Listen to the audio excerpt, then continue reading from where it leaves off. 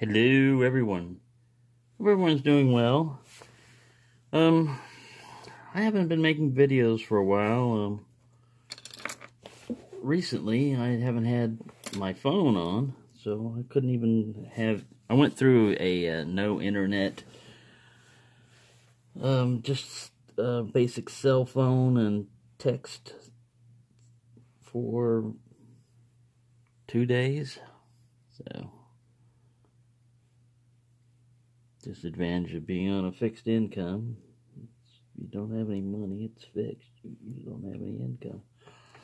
Anyways, this is probably going to be a failure pick. I just wanted to put this up here to just say hi to everybody and that I'm doing all right.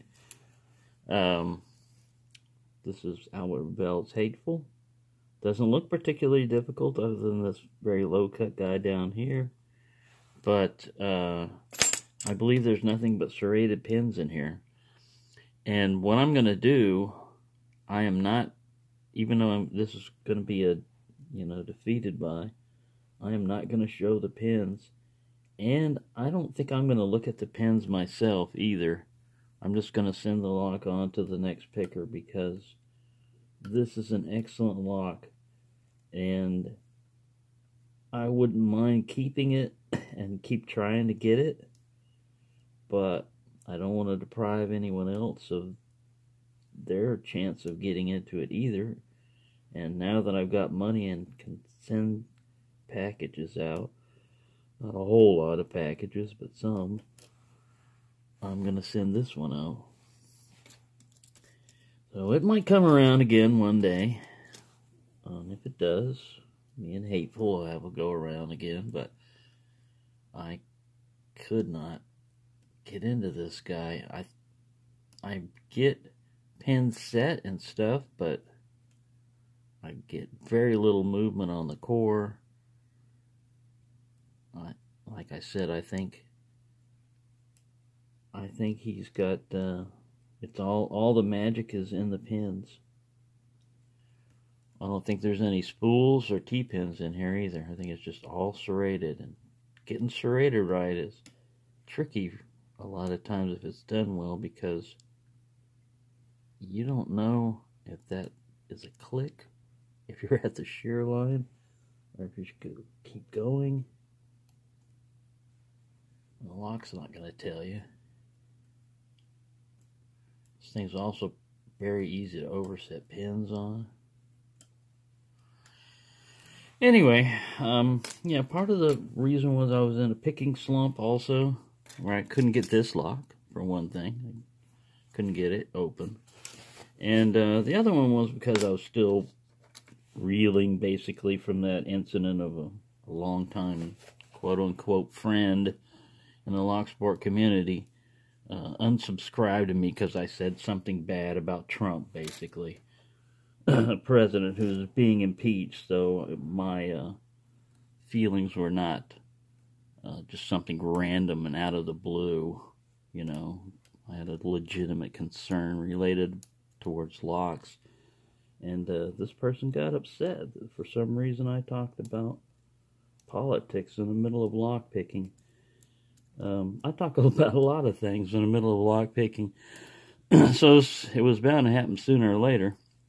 But what I did is deprive the other people that I like and are my friends in lock sport. I deprived myself of their company because I basically lost interest in picking for a little while. You know, I always thought that this lock sport community was special, unique, and rare. We didn't have a lot of the attacks and hate and stuff that was going on in other forums. And everybody was just real friendly and helpful and supportive and, you know, all the things that you come to, you know, get used to after a while in this community. And then when you get hit with something basically from within, it's different if you get some outsider that objects to something you do or say, like, oh, you spent too much time talking. Just tell us what you're doing when you're picking or something, you know. Those type of criticisms are people that have no channel, you know, or if they do, they have no content. You know, they only made a thing up there just to comment and attack you. Well, those are pretty easy to defend from, you know. I mean, if the person gets upset, fine. You know, no great loss. But when it's somebody within your community that not only unsubscribed from you, but wants you to unsubscribe from them, you're like, damn, I've never had something like that happen before. And I did it, but I'm not going to do it again. Like I said, in the future, if you don't like me, block me, ban me, you know. I am not going to voluntarily stop watching. I have stopped watching this person's videos, but I mean, I'm not going to voluntarily stop watching something just because you got offended about something I said, you know, and you're still a lock picker. I mean, come on. Don't be such a child about it. And this person's definitely not a child. Probably. I'm not going to say their age, but anyways, I would just be guessing.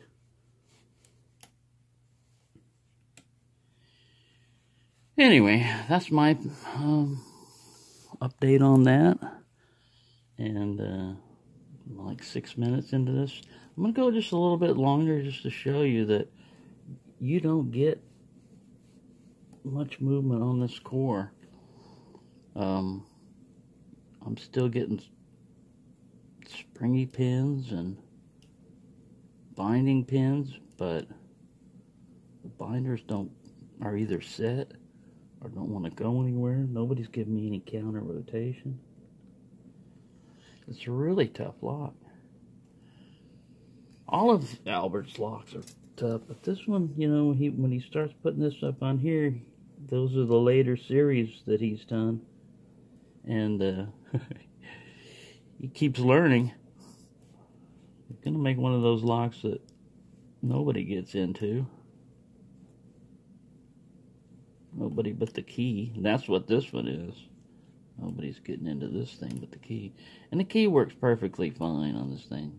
Clockwise and counterclockwise. Opens it smoothly. No hitch. It's like it's supposed to. But yeah. One tough cookie here.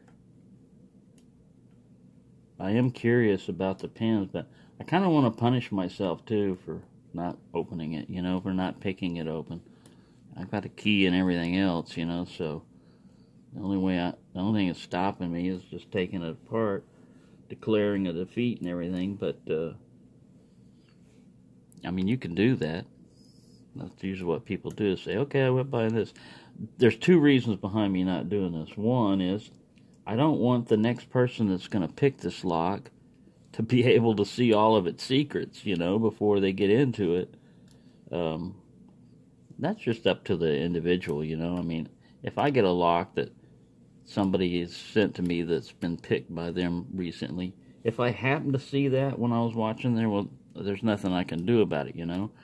But if I haven't seen it, I'm not going to go research that lock before I open it. I mean, that just takes away, you know, the fun of it. But this one is definitely, I would not say fun.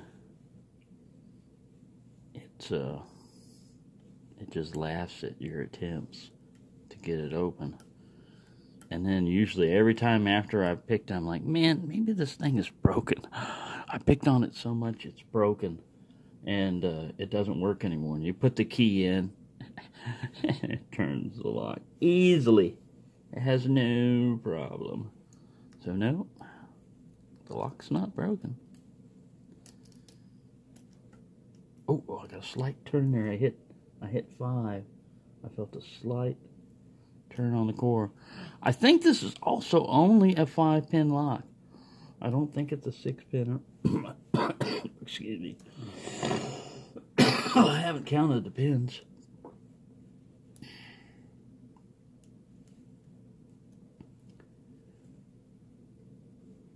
But that's all you get out of this lock, man, is maybe a slight movement. You know, you picked and set maybe 1 pin, maybe 2. But that's all it gives you. And then, see right now, everybody's springy. I don't want to touch, I know there's one that's a deep set pin. I think it's pin 3 from the key. that I don't want to push on him too much because I could overset him. Everybody else is fairly high up there, but you don't want to go too high. Gotta click out of one. I said I'm not even ready to get this thing. If I did get it picked open, which I'm not expecting at all.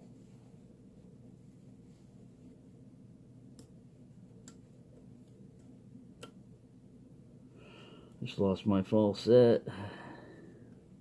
Pushed too far on somebody.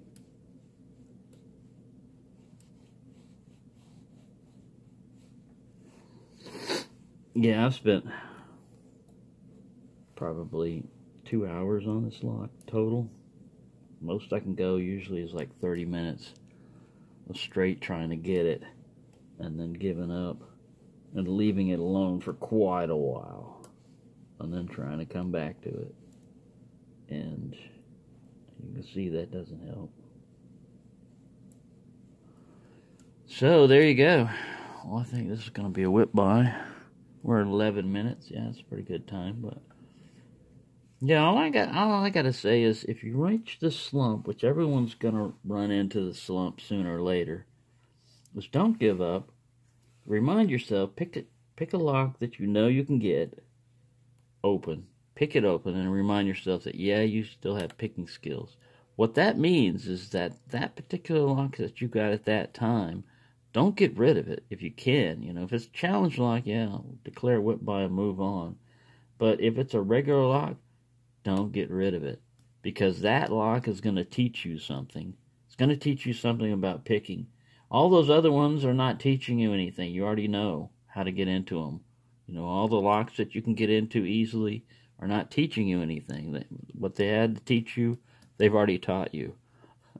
It's the locks that you can't get into. Those are your teachers. And if you give up on them, you're going to have to come back to that lesson sooner or later, because if it's a production lock, if it's a standard lock, then that bitting you're going to run into again, or that particular lock you're going to run into again. And until you can get past that type of lock, it's always going to be your nemesis, you know. It's always going to be the one that, you know, like Ace hardware padlocks. When I first started picking Ace, I had been picking Master Lock, 140, 150, 130s, Brinks, you know, Master Lock laminated and everything, 3s and everything, no problem. And then I found these Ace padlocks, and boom, I ran into, oh my God, why can't I not get into these locks? What is wrong with me? It says made in China on it. It's just like any of these other Chinese locks. If anything, it should be less than Brinks or Master Lock, well-known brands. But yeah, it's just, they're made in China to Ace specifications. So if somebody gives you specifications and they make you adhere to them, and the lock was a good lock, you're going to get a good lock out of China. China can make good locks. It's just that what we get is export. They keep all the good stuff inside. Alright, so yes, this would qualify as an excellent lock right here. I would have no problem with this being on my front door. So alright, let's release it and see if I got anybody. I think I got maybe 1 or 2 pins. Alright, I'm easing back tension.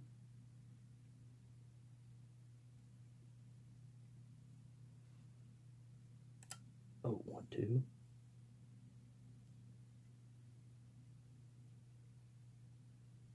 Two pins.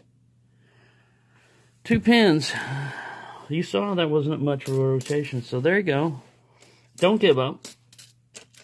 I'm not saying I'm the best of the pickers, but even the best of the pickers run into locks they can't pick open. So, thank you for watching. Happy picking.